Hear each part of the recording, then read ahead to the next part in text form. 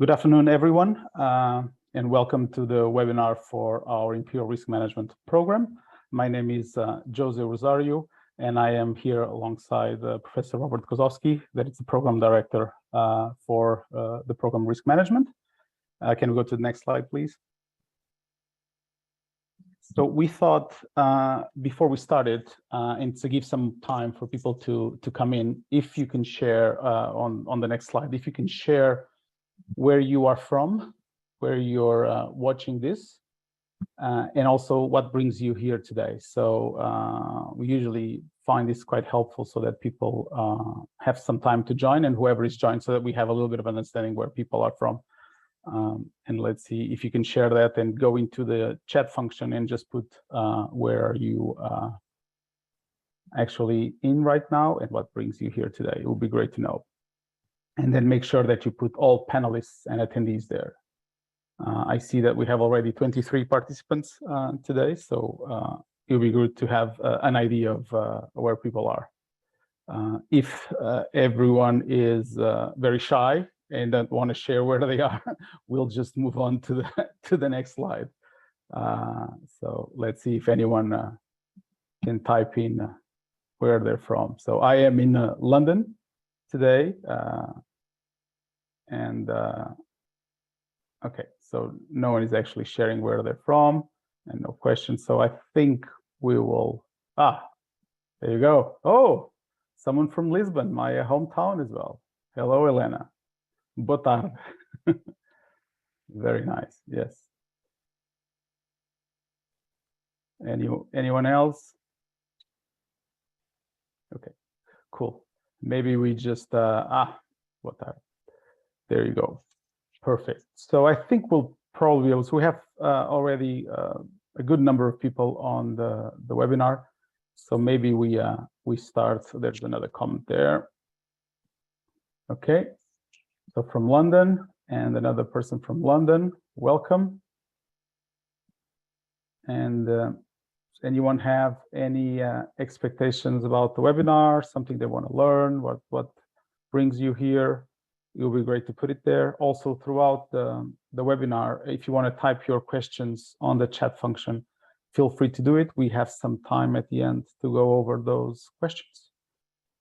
So if you want and you have anything sparks your interest, just type the question there, and we'll be able to go back to it at the end. Okay, so let's start the webinar, and let's go for the next slide. Okay, so what's in the agenda today? So we're going to talk a little bit about Imperial College and where does executive education fit within Imperial College and the business school. We're going to talk a little bit about the virtual program. So what does it mean about the virtual programs and how this program is delivered virtually? And then I'm going to pass it along to Robert, which is going to talk about the program faculty, what you'll learn, talk a little bit about some of the information that you're going to get in the program, some highlights. Then we're going to show you a program certificate, and then at the end we'll have some time for some questions. So let's move swiftly into the first slide. So as I mentioned, so I work for executive education. So executive education is a part of the Imperial College Business School, and Imperial College Business School is a part of Imperial College London. So Imperial College London is really big university, which is ranked top in the world for many years in different categories. One of them, as you can see, there is, we were considered the most innovative university in 2019. As part of that, we have a business school for around more than 30 years, where we have practitioners and academics like Robert, which bring their wealth of knowledge to our executive education programs, and that's what we're doing here. So we're trying to bring that wealth of knowledge from our academia to participants that want to learn more about risk management. And how do we do that? We do that by delivering programs in 3 different delivery modes. So the first one are our on-campus programs, which are done in South Kensington. The second one are on online programs, which are self-paced. And the third one that was sparked through COVID are our virtual programs. So our virtual programs, and we can go to the next slide, are programs that are done with live sessions that use the same content that we have on our campus, but the delivery is done via Zoom. And the live sessions are usually an hour and a half. For the risk management program, we're doing it at lunchtime so that we can have people from different geographies. We'll have people from Asia that will be at the end of the day, and we can also have people from the East Coast of the US and do it in the morning, or Europeans at lunchtime.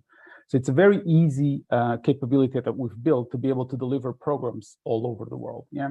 So you will start a learning journey that is spread over 8 weeks. So we have live sessions twice a week. And I said they're delivered via Zoom and includes not only lectures, but also activities, discussions, and exercise. And then there's some support for networking activities, everything within our learning platform. Yeah. So the only technology that you actually need is stable broadband, and then a computer with a camera and microphone, and a free Zoom account, which you can access to. Next slide. So what's the program structure? So the program is going to start on the 5th of October. So that's when we call the orientation week. So on that first week, you have the opportunity to familiarize yourself with the learning platform. You can engage with the program content, you engage with the faculty, and then you see who are the other co-participants. So as soon on the 5th of October, you get access to the platform. And then the formal sections, the first session is going to start on the 12th of October. And as I said, it's at lunchtime.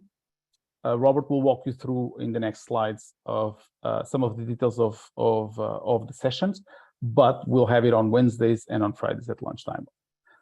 All live sessions are recorded. So let's say that one of the sessions you can't make it, we'll upload it straight away into the platform, and then you can actually go back and see it. If you want to go back and see it a couple of months later, the platform will also be available to you after the program is done. Again, everything is done based on the live sessions. So it's very important for people when they join the program that they join the live sessions. And we only provide the certificate, a final certificate for those who attend 80% of the live sessions.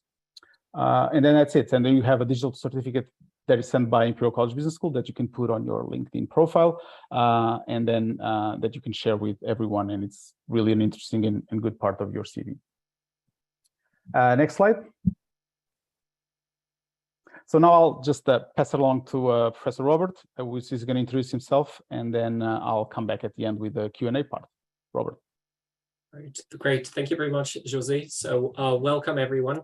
I look forward to your questions and any comments you may have. So like José, I'm encouraging you to share them with us as well through the Q&A tool. What you see here is Exhibition Road. So I joined this beautiful campus 16 years ago. And one of the things that attracted me to Imperial was that in our finance department, we have people that have a foot in both worlds. So what I mean by that is a lot of my colleagues, including myself, have experience in the private sector or the public sector, as well as in academia. And we are combining the two worlds in an effective way. So I'll try to give you examples of that by talking about some of our instructors in this program. The program has been running for 7 years very successfully. And I'll share with you how we designed the program, what the different elements are. So in terms of my own background, I'm specializing in alternative investments, and I've had a chance to also, before my role as head of the department, work as head of quantitative research in an asset management firm that manages, at that point, more than $30 billion in liquid and illiquid instruments, so both private equity, but also in what's called cash equities, as well as in more liquid derivatives. And through this experience, as well as positions as expert technical consultant to the International Monetary Fund and specialist advisor to the House of Lords, I sat on quite a lot of investments committees and risk committees, and I appreciate as a result not just the statistics, mathematics, finance of risk management, but also the psychology, the behavioral biases, the groupthink, and these are very important elements to consider. Not just in finance, but also in, say, energy, in insurance, in health, when it comes to risk management. And so I'll be drawing on these experiences in order to share with you how one should ideally think about risk management. Now, one of my colleagues is Enrico Biffis.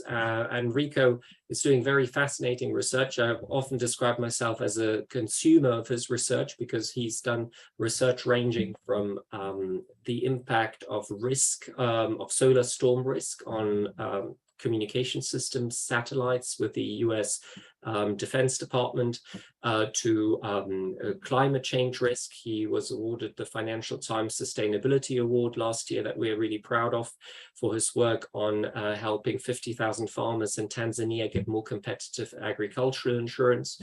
So he can speak to topics related to climate finance, climate change, weather risk.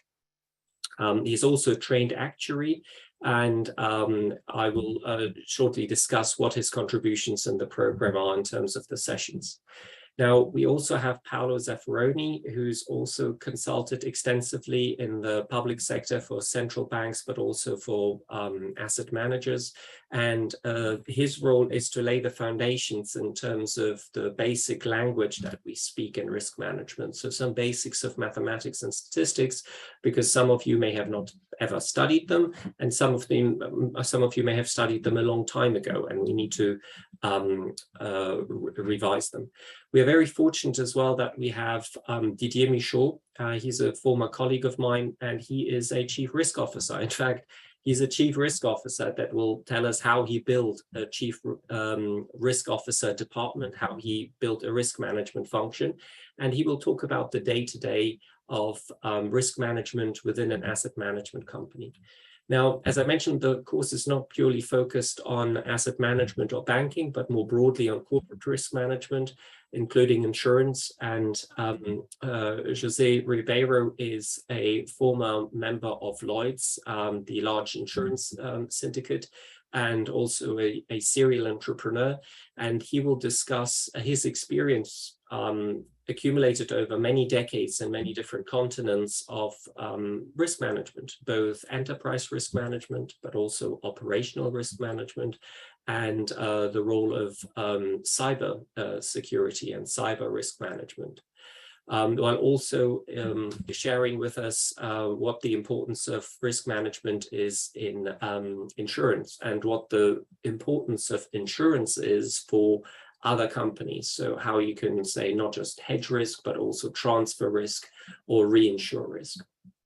So the way that we've designed the program is a little bit like an onion. So we've put a layer around it that is qualitative for the following reason. So our ambition is, as a result of this program, to do two things principally: to equip you with financial foresight. So once you understand the risk management dynamics in the markets, so based on some economics and finance, as well as statistics, so you see some risks are predictable, as well as organizations, you will be hopefully able to, at the end of the course, inform senior decision-making. So at the beginning, therefore, we have a session about risk and decision-making under uncertainty, where I will share with you the different behavioral biases that individually and collectively we're exposed to. So to give you a concrete example, I've had a consulting project for one of the largest sovereign wealth funds a few years ago that manages now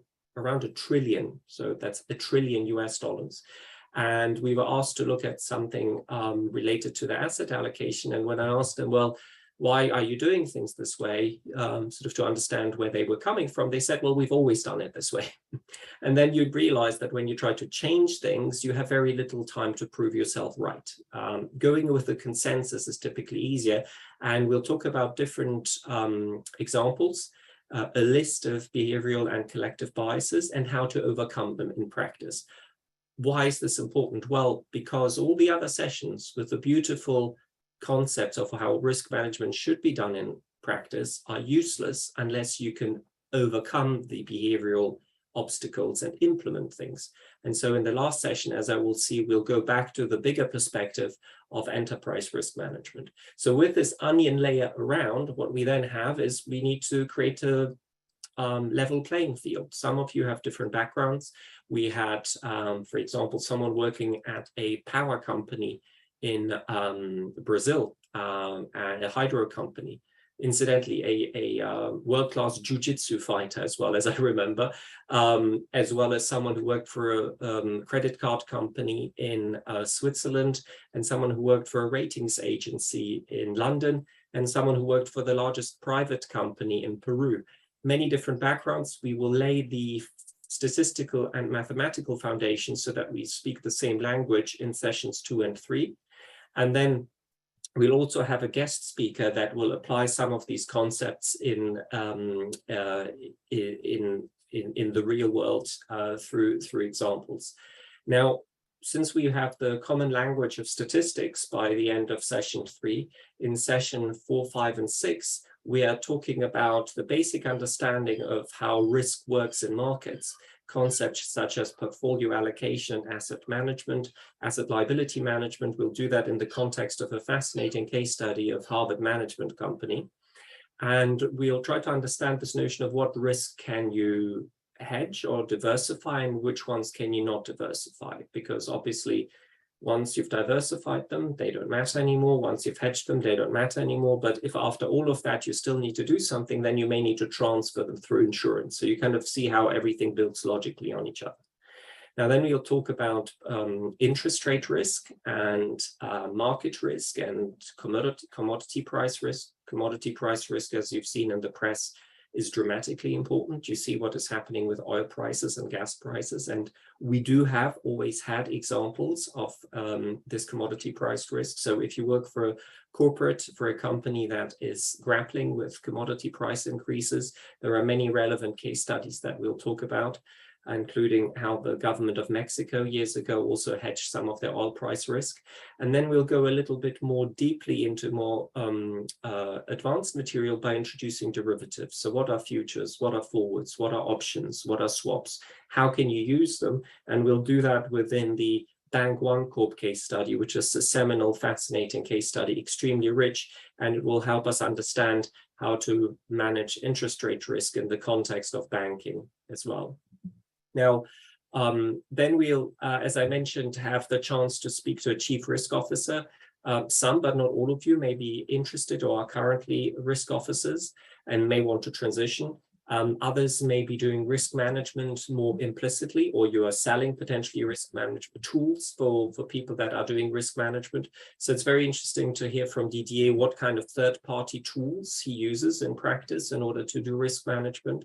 What are the challenges? How does he communicate with his colleagues at different parts of the institution to the top, as well as to more junior colleagues in his team? And one important part of the course is also to give you concrete tools you can use in order to implement risk management. So Enrico Biffis will go through simulation case studies with you, hands-on simulations that he's done in consulting projects in his research. He will also talk to you about climate risk. Some of you may be already familiar that there is climate disclosure regulation. So there's also in Europe, Sustainable Finance Disclosure Regulation. It is coming in many other geographies, but basically regulators are prescribing how to incorporate climate change into risk management. And this is compulsory, and Enrico has one of the most sophisticated approaches to this. Now, once we've covered this material, we'll then talk about insurance markets. So how can you use insurance for risk management? There are many different ways, many different types of insurance, and José Ribeiro will speak to us about it. And then we'll also focus on important topics such as credit risk and counterparty risk management. So some of you may be familiar with it, but after the global financial crisis, counterparty risk, think of Lehman Brothers, has become much more important. This is something that had been previously underappreciated, but is very relevant nowadays. And so to close the onion, as you see, with the layers of statistics and language, quantitative language, and then diversification, basic market concepts and simulations, and insurance and practical case studies, we'll be able to look at enterprise risk management and more holistically see how does operational risk fit into risk management? What are the challenges around cybersecurity? And what are the challenges of implementing all of this knowledge in practice? And José Ribeiro, as a former board member of Lloyd's, is very well placed because he informed the board previously. He was on the board of Lloyd's. He continues to be on different boards and understands how all of this quantitative analysis can inform decision-making and change the way people are doing things. What we want to avoid is that you know what is relevant in theory and should be done, but you're not able to implement it due to some organizational or collective biases. And this is what we will be able to do, essentially explain to you how the mechanisms work, how you can anticipate risks before they materialize, and then how you can alert management and also the board to taking avoidance and the relevant actions. So in terms of the topic areas, some of the innovations, and I'll give you examples of those that we also incorporated into the project, into the program, are around big data and machine learning. So you know that there are obviously self-driving cars, social media, and other online retailers are harvesting data. But there is also an application of how to use machine learning and big data for risk management. And I'll give you examples of that. There is also the important layer of regulation, whether you work in a corporate or an insurance, banking, or asset management company, pharmaceutical or healthcare company, regulation matters. And so we'll also need to look at the relevant regulation, including bank regulation. Among all of the most pressing risks that a lot of us are worried about, and hence the polar bear, is climate change and sustainability and ESG. So we'll also look at how it can be incorporated into, for example, forecasting asset prices, forecasting risks, but also climate change scenarios. So think of a portfolio of businesses, of revenue streams. Think of a portfolio of loans. Think of a portfolio of assets. Well, what is a realistic climate change scenario going forward 10 or 20 years? How do you parameterize it? How do you simulate it? So Enrico will be able to speak to those points. In terms of the most frequent attacks and regular risks that companies are exposed to, is cyber risk. And so José Ribeiro will give you examples of this risk, how to deal with it. Enrico Biffis has worked on space weather, solar storms. They're very important in an age where we are using more technology, more satellites. And then finally, counterparty risk, as I mentioned, is very important, including in a time when we are probably heading into a severe recession in a lot of geographies, and also facing a very important income shock in terms of real incomes. So one of the things that I want to share with you is an example of applying machine learning in asset management. And based on my experience with a previous company, I wanted to share with you how one can incorporate artificial intelligence into the forecasting of stock risks. So typically we learn that we shouldn't put all our eggs in one basket. You want to diversify. And as we'll see also in the program, one of the risks that you're left with is so-called non-diversifiable risk. This risk is, and we'll talk about that in more detail, sometimes called beta, the non-diversifiable risk of a company. And we've published this chapter in a book called Machine Learning for Asset Management, also available on Amazon. And I want to briefly summarize what we've done. So we've realized that the key measure for valuation, but also for forecasting returns, is this non-diversifiable risk or beta. But to our surprise, most of the applications of machine learning and big data that we've seen in finance were on forecasting returns, future performance, not on forecasting risk. So what we then did is we thought, why don't we take this machine learning tool, so different machine learning algorithms and big data, to forecast this risk, which is very important, the risk that you ultimately care about. So to give you an example of for Apple here, we have the monthly return of Apple and the monthly betas. The monthly return that most people try to forecast is very noisy, hard to forecast. The beta, as you see, is much more stable. And as a result, the so-called signal to noise ratio could be higher in terms of forecasting this entity. Why is this relevant? Well, if you can forecast the risk, you can hedge it. If you can forecast the risk, you can also go, say, long, short. So say you have Apple, you go long. If you can forecast its beta, you know how many units of, say, Google you need to go short if this is a portfolio you would like to form. So we've applied these machine learning tools, and the big data innovation was from Ravenpack. If you look at, for example, Apple, here we've got the iPhone. I think it's today. Today is the far out event of Apple. They will announce new iPhones today. And what we have is we've got all the news stories from Ravenpack on every stock. So for Apple, you see a spike in news stories, as we will see around September.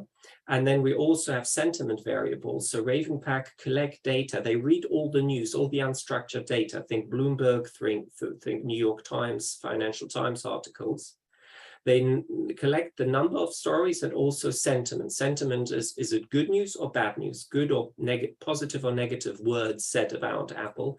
And you can imagine that this is an enormously large big data set, and we can use the news volume indicator and the sentiment to see whether we can forecast future returns. So in addition to fundamental variables, we find that these big data variables are important and significant. Now, among the range of data science approaches and machine learning algorithms, relatively simple ones work really well. They're called random forest and XGBoost.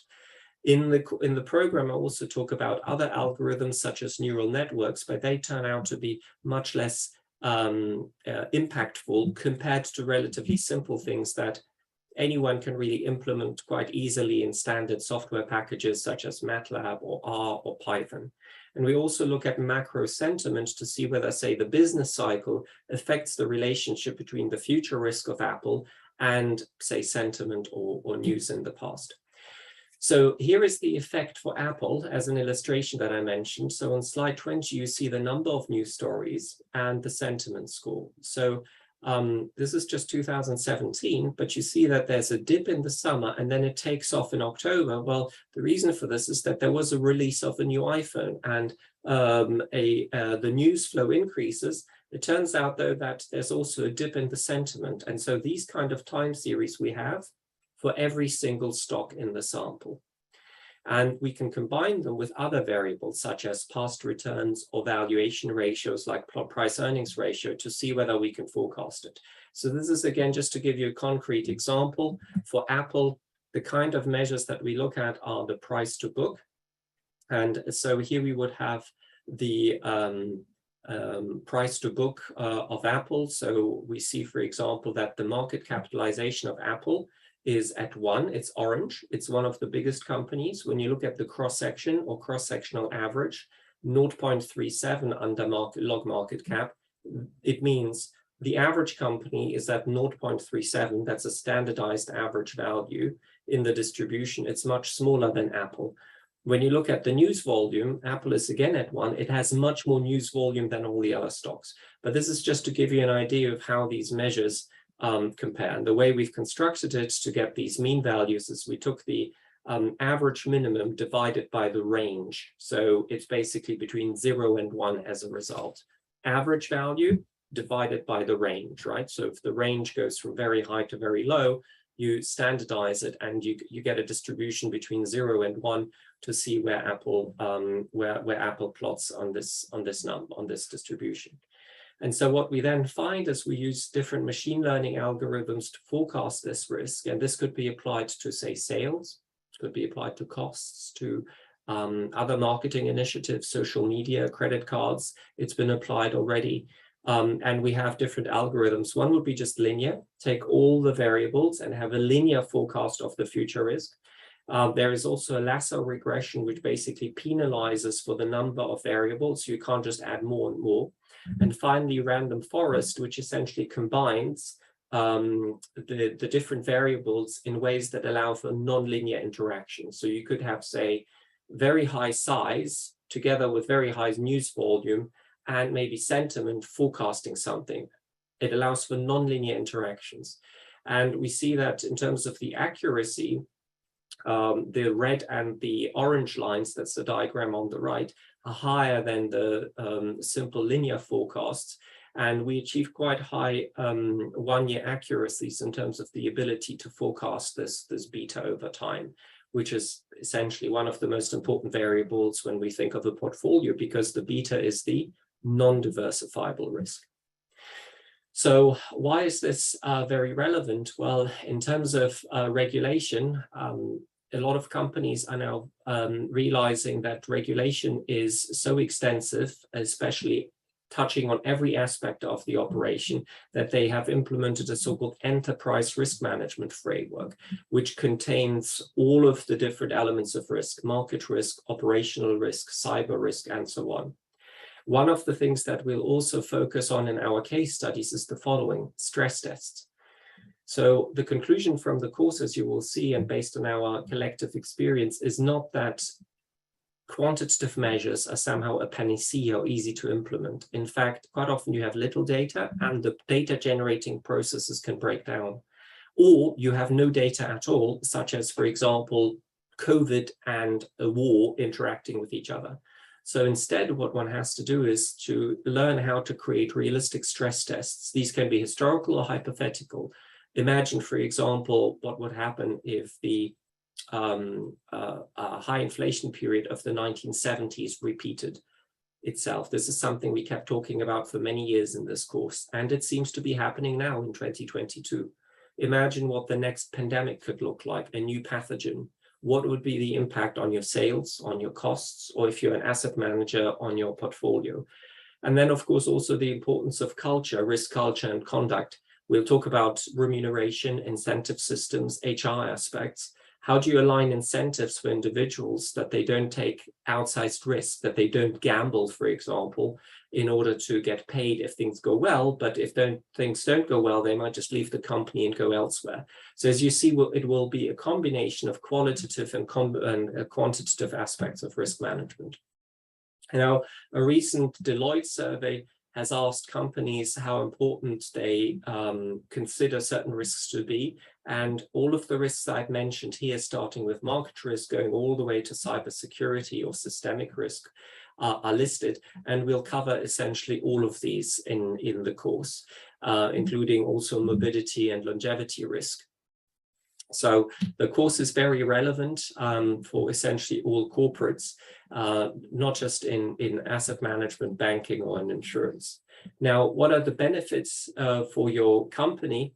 Well, the medium to long-term challenges that a lot of institutions face are very much around risk management, especially when it comes to survival. But also you will see that there have been risk management innovations, for example, in machine learning as well. And you can then think of how you could apply some of these innovations to your daily work. We'll also share with you what kind of third-party providers exist or third-party tools that you could use. And importantly, also, we'll make you aware of all the challenges in terms of regulation or behavioral, individual, or collective biases that one needs to be aware of. Now, to summarize, what are the learning objectives? So a very important, but not overly over-ambitious objective is to equip you with what we call financial foresight. Through historical case studies, our experience, we will be able to share with you what patterns exist, either in markets or in economies, or in systems or in organizations, and you'll be able to anticipate, sometimes quantitatively model future risks as they arise. This could be through a stress test, or it could be through a sophisticated regression or machine learning forecast. Now, of course, you need to know how to measure the risk before you can manage it and hedge it. And then we'll also pay a lot of attention to the changes in risk management practices around regulation, but also the role of corporate governance. So corporate governance relates to incentive systems. And if your incentive systems in the organization are misaligned or poorly organized, you can't expect to have successful risk management. So one needs to think of corporate governance as well, including how regulation can be a catalyst, and in many cases, then also how regulation can lead to excessive risk-taking. And you have to anticipate it before it happens. We've seen that most recently in, for example, cryptocurrencies, where big risks due to, in fact, a lack of regulation have been building up until they exploded a few weeks ago. Now, who should attend? As I mentioned already, it's a very diverse audience that we have in the course, and I find it fascinating to teach this course, learn from you, and I look forward to working with you. We've had, for example, mathematicians with an insurance and banking background from Namibia and Nigeria. In addition to some of the colleagues that I've mentioned, we had someone from the European Investment Bank. So a range of skills from people who, say, had audit or computer science backgrounds and were moving into risk management, or people that have been already in finance or senior management roles that need to do risk management for a very large private or public company.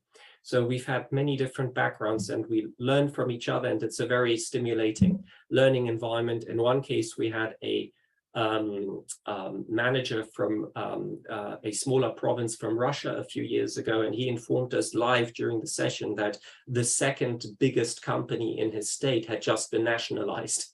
So of course, that is quite a big effect in terms of your competitors if you realize that one of your main competitors has basically just been nationalized. And so we have a lot of experience in the audience, and we look forward to learning from you and also sharing our experiences with you. So I look forward to seeing you in the classroom. I hope you found this interesting. If you have any other questions for us, please don't hesitate to reach out directly, and I'm happy to jump on a call with you individually to see whether this course is right for you.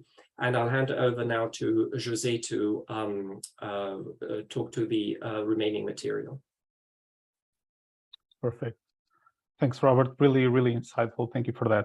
Just one last slide, just to show you one sample of the, if you can go to the next slide, Robert, the sample of the certificate. So you're going to get a digital certificate. Obviously, if you do need a printed version, we can also send a printed version. But I think at this point in time, everyone's using digital. So that's the sample. We are also, as Robert mentioned, that we have the Q&A now. So if you have any questions, I saw that there's one question, at least here on the chat, and that question is regarding the orientation week. Will the sessions be full-time, and do we have to take the week off from work? No. So the beauty of the program is that all of the live sessions have a reduced amount of time. So it's an hour and a half to 2 hours, depending on how it goes. And then during the orientation week, there's no live sessions. So it's done wherever you are, and it's just to get together with all of the other co-participants virtually and understand how the platform works. So there's no week off that needs to be done. The sessions are twice a week, on Wednesday and on Friday at lunchtime UK time. So that's really, really quite handy for people that are working full time and they want to continue their learning, but they don't have enough time either to travel or to spend the whole 3 or 4 days out of their schedule. So it's really, really well, and it's been working really well. I have a question here, Robert, about if there are any case studies on the program, and if you can give a couple of examples of some of those case studies that are used. Yeah, so examples would be the Harvard Management Case Company, for example. This is a very large asset management firm, as you know, but they've been very transparent for many years, not just about their portfolios, but also what quantitative tools or approaches they use and their remuneration system, their bonus structure. And so this allows us to combine this sort of more organizational with the more quantitative aspects of risk management, which are relevant to all corporates. So if you don't get your remuneration structure right, you will create a culture and incentives which will not be able to implement risk management correctly. We also have the Bank One Corp case study, which is decades ahead of the global financial crisis, in a sense, a very timeless, fascinating case study. And then also case studies of climate change, so climate change scenarios, and many other case studies from the work experience of all of us, including Didier and José. So there are case studies throughout. Some of them are very explicit, very long, and you'll be asked to read them in advance. Some of them are basically that you'll be given a brief summary, synopsis, and some parameters so that you understand the scenario, and you'll be asked in breakout sessions as a group to work together to propose a solution, defend it, and then the instructor will share with you what actually happened in practice and helps you understand to which extent you anticipated the situation correctly. Okay.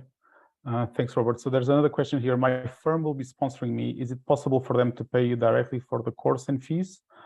Yes. So that's definitely doable. So there's two ways that you can apply for that you pay for the program: credit card or by invoice. So if your company is going to pay for you, which is awesome, just get in touch with myself or my colleague Asnik, which is on the last slide, Robert. If you can go to the last slide with the contact details. Either myself or my colleague Asnik, that definitely we can help with that, and we can issue an invoice, and your company can pay for it.